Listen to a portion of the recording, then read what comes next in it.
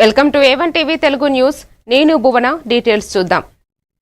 కాకినాడ జిల్లా తాళరేవు మండలం తెలుగుదేశం పార్టీ ఆధ్వర్యంలో దివంగత నేత స్వర్గీయ జీఎంసీ బాలయోగి వర్ధంతి కార్యక్రమాన్ని స్థానిక అంబేద్కర్ భవన ప్రాంగణంలో ఘనంగా నిర్వహించి నివాళులు అర్పించారు.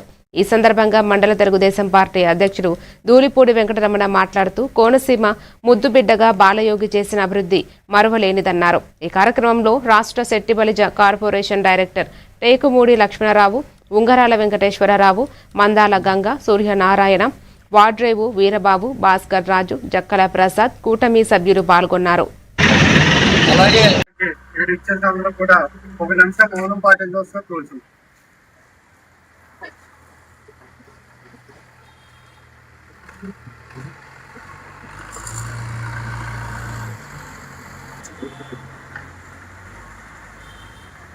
ఉంటే ఇంకా మనం బాగుందో